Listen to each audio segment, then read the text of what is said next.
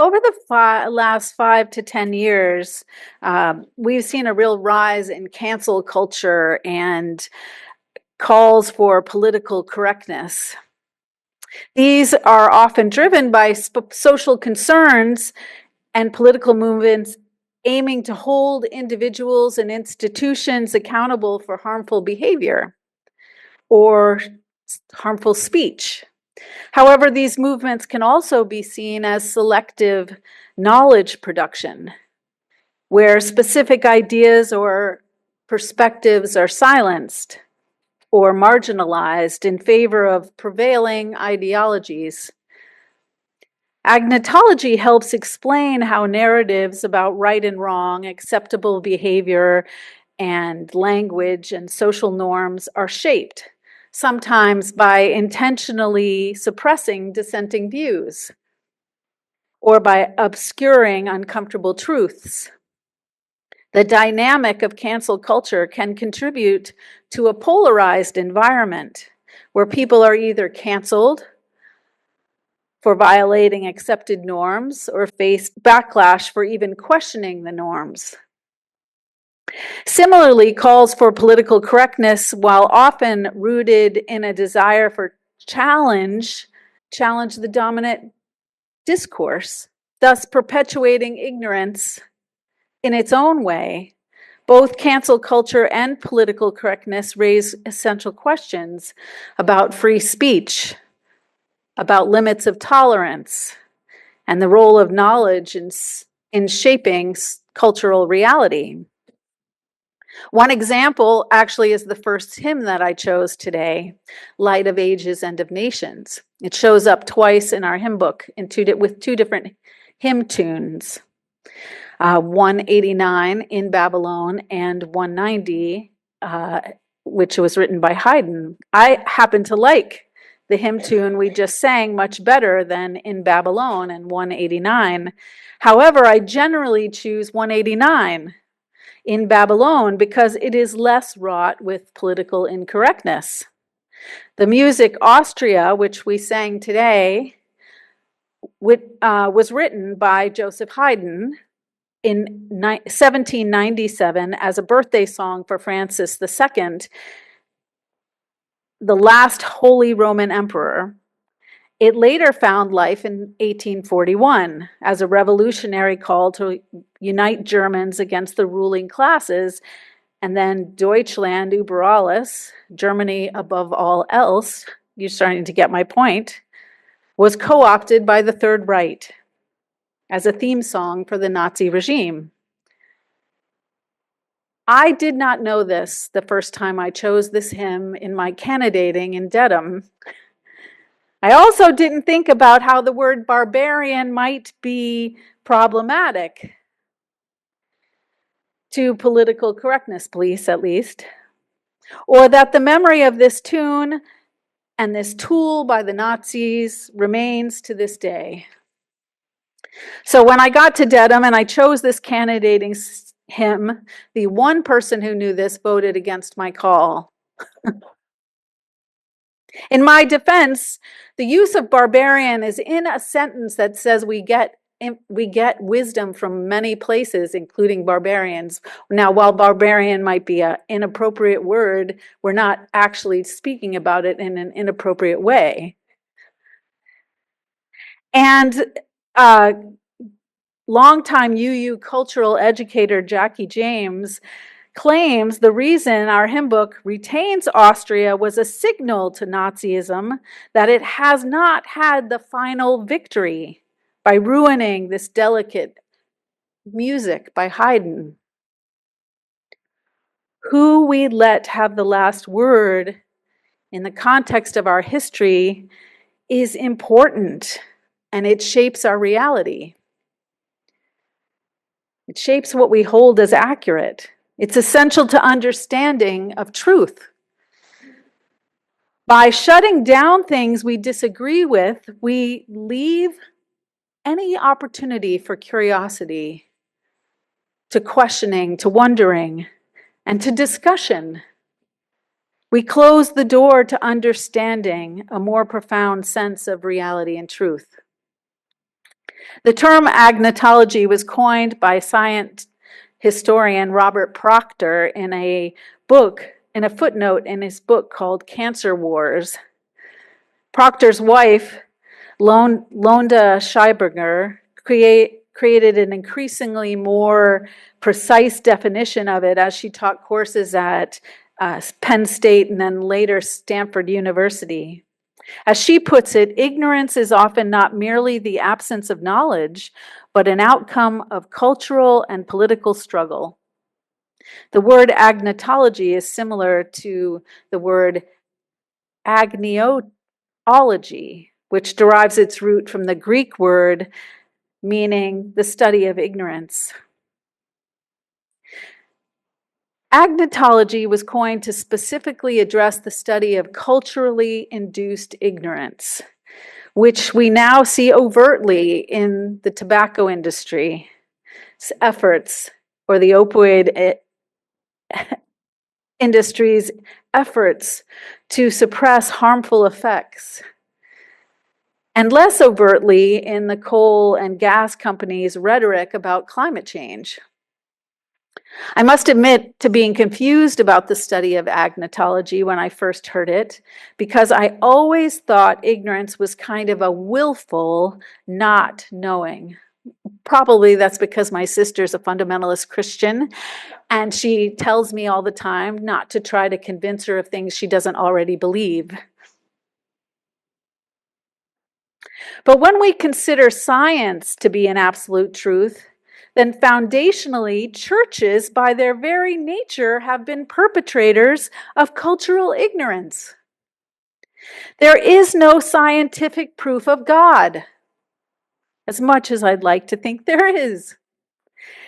And Jesus' resurrection and Noah's Ark and Adam and Eve are not proven by any fact. And the Christian church asks you to believe things by blind faith, things such as God's grace. These precepts begin to sound like a great deal of propagated ignorance, do they not? At a party recently, we asked group questions to kind of get the conversation started, and someone asked what everyone's favorite myth was. And people started with things with like Lilith and Dionysus. And then when it came to me, I said the Ganesha. And an Indian woman at the party got really upset with me. And then she got upset with herself because she realized that gods of all kinds are myths. As Winston Churchill once said, at times of crisis, myths have their historical importance. Even history is sometimes full of half-truths to make the story seem more magnificent, or to make a point, to make a morally valuable point. Just as the story of Jesus' birth was likely conflated with a Zoroastrian myth, the myths surrounding Zarathustra's birth share striking similarities with the myth of Jesus' birth, particularly in the miraculous and divine aspects of it. Both figures are said to have been born under extraordinary circumstances. Zarathustra was believed to be born by a virgin mother, just like Jesus. Furthermore, their births were heralded by celestial phenomenon. A radiant light marked Zarathustra's arrival, while a star of Bethlehem marked Jesus' birth. Both narratives encompass themes of divine purpose, suggesting that their arrivals were pivotal for humanity's spiritual awakening. These parallels highlight both figures' significant roles in their respective religious traditions, symbolizing hope and promise of salvation. And those religions have helped thousands, millions of people live a good life. Historians cite that Zarathustra was born what is in now Iran around 1000 BCE, approximately 1500 to 2000 years before Jesus' birth. So if the story is true, which one was born that way? Or were they both born that way? We don't have any videotape to go back and look. Being raised in a Methodist family with a grandfather who was a Methodist minister, I was taught that the Bible was the absolute truth of God, maybe even written by God, I'm not sure. Living in a time where I could actually read the Bible for myself, I started to have some questions, like why all the stories didn't make sense together. I wanted to know who codified and who recorded this book. Over time, I learned that the codifying of the Christian Bible involved various prominent people and groups over several centuries, each contributing to the process for both theological and practical purposes. Early Christian leaders, such as the apostles and their associates, like Paul, were instrumental in writing or beginning the telling of these stories, but they were shared verbally for thousands of years before they were written down. And as the texts started being written down, the church fathers like Irenaeus, Tertullian, and Origen began to assess them for their authenticity and their orthodoxy, emphasizing the need to distinguish between inspired works and other writings. And this is all before the translations of them into English. By the 2nd and 3rd centuries, regional gatherings of church leaders sought to establish a consensus on which texts accurately represented the Christian doctrine and teachings, and this culminated in significant conclaves like the Council of Hippo in 393 AD and the Council of Carthage at 397 AD, where bishops officially chose the canon of the New Testament, affirming a collection of 27 books that they discerned reflected the teachings of Jesus and the apostles. They told themselves that their efforts aimed to preserve the integrity of the Christian faith as it spread. Yet in reality, it was to provide a unified set of scriptures for doctrinal teaching and worship to safeguard against any heretical interpretations. And I say that because Unitarians were considered heretical. Through these deliberations, the Bible as we know it today was formulated reflecting a collaborative effort of early church leaders. It was basically the first marketing campaign for the Christian faith. Knowing this, I learned to hold the Christian scriptures much more lightly. Am I running over? And start to realize that every sacred text is actually the work of men, not just God. God wasn't standing at someone's shoulder writing it down. It's inspired work and it's worth reading. And I'm not saying it's not. I'm saying it's not absolute.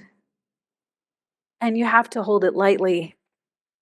Agnotology looks at what we pay attention to and what we keep in lighter focus, and studies how and why some information is delayed or mutated in the public eye to spread misinformation and to affect public consensus. It studies the way that scientifically accurate truths are debated against subjective inaccuracies. Of course, figuring out what is real becomes problematic when we cannot even agree as a populace on what is true. I bring up reality because we will discuss it in a series that Stephen Rudolph devised and has gotten many of us involved, starting this Wednesday on Zoom. So I hope you'll join us, because how we view reality is in many ways affected by the culturally formulated ideas of the truth that may or may not be facts, and by what our brains are trained to pay attention to. We now live in a time where advertising and media give equal time to unequal truth. Yet when we consider historical and religious efforts to shape reality, we know that false formulation of cultural reality has been going on for a really long time. How would we ever be able to deconstruct all the false information?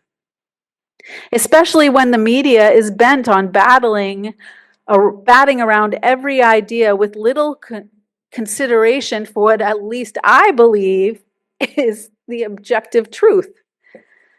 And while the news networks do a fair job of spreading misinformation, the internet is the worst culprit of all. We each try to stave off the onslaught of insufficient information, but how do we know what is true and what is not? How do we know we are working from a scientifically accurate information, and how do we keep from getting caught up in intricate maze of information produced to keep the population in ignorance? Well, we could analyze information by graphing, for example, the tobacco industry's role in promoting doubt and about subverting the health risks of smoking, and a graph showing how various scientific studies and media outlets and political entities were linked in an intricate web of confusion, and visually track all these connections so we could better maybe understand the networks of ignorance and the strategies used to obscure the truth. But if we cannot propagate an equal and opposite truth, how could we ever combat such widespread ignorance in our country? Well, I know this will sound bizarre, but I suggest that instead of trying to gather more truth to strengthen our arguments, the best way to combat culturally induced ignorance is just to avoid absolute truth altogether. I'm not saying don't learn, don't study, don't increase your mind. I'm not saying that. We should never be done learning. What we should never do is try to prove any absolute truth. A famous Buddhist says, if you see the Buddha on the road, kill him. That's what it means. If you see something absolute telling you they know everything, it's not true. You can never know everything. The worst thing we can ever do is search for an absolute correct answer and argue it, carousing with our neighbors until the cows come home. We must distrust absolute anything, knowing that there are always other perspectives and further knowledge to be found. Even religion, science, and people we trust have failings or blind spots or things that haven't been discovered yet. If we check our individual reason and experience and intuition and values at the door, we lose the most critical lens we have for understanding what is real.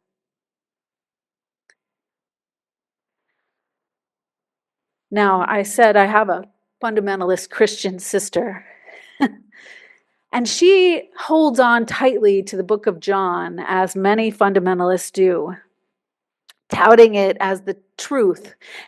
And in the book of John, it says the truth and the way, that Jesus is the truth and the way and the life. In fact, more than half the references for truth in the Christian scriptures appear in the book of John, which is why she holds so tightly to it. Where Jesus calls his Father, God, the ultimate truth, and is quoted as asking his disciples to be sanctified by truth, which is of God. He later says that he is the way and the truth and the life, and no one comes to the Father except through him. Evangelical Christians draw primarily from the book of John, considering it a literal, factual word of God to make their points. And when you read the book of John from cover to cover, you realize that it also says, unless you eat of my body and drink of my blood, you will not get to heaven. And I am pretty sure that's a metaphor. Because otherwise, Jesus wanted us to be cannibals. And if that's a metaphor, the entire book of John is a metaphor. When we know that truth, when I know that truth, I can talk more gently with my sister who hasn't grasped that understanding yet. I can remind her that we need all the books in the Christian scriptures to make sense of Christianity, not just one book. And if we hold too tightly to any one word, we get stuck in falsity and something that's not true. When we think ignorance, especially the culturally induced ignorance of agnotology, we must first recognize that we are all ignorant to some degree. Even the Apostle Paul agreed in his first letter to the Corinthians, "For now we see through a glass darkly, and then face to face. For now I know in part, and then I know even as I am known." He's not talking about in this world. He's saying after death. And I can't tell you what happens after death, and I don't think you can tell me either. But I know that I'll have a better understanding of what happens when I die after I die.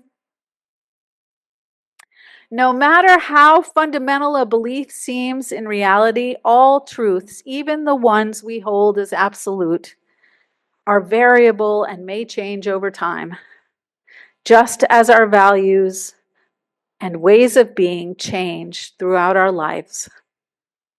Not accepting that uncertainty and change are part of every aspect of every life is a stubborn belief at the heart of much propagated ignorance, denying the reality of life itself. And this brings me to the point I want to make about avoiding culturally induced ignorance in our day and how we in our time get to know the truth. Well, it's not by disseminating hard and fast knowledge, not from doing it up on high like I'm doing right now. And it's not about trying to take in all knowledge or hearing every perspective in the world, because we could never do that even if we tried. Escaping from ignorance means acknowledging that we can never know everything and recognizing that we are not some omniscient God, but that in the Buddhist tradition, we are all beginners. Always beginning, always. Always beginning and always learning. The cliche about absolute power is that power corrupts absolutely. But let's recognize another reality, that absolutes corrupt absolutely. All absolute thinking is just chatter and noise. Let's begin in every moment, with our every breath, as a new start, to begin again and again and again, training our ears to listen. Listen to what is life and try to make sense of everything. recognizing the truth as only what is love and acceptance and radical acceptance and what brings life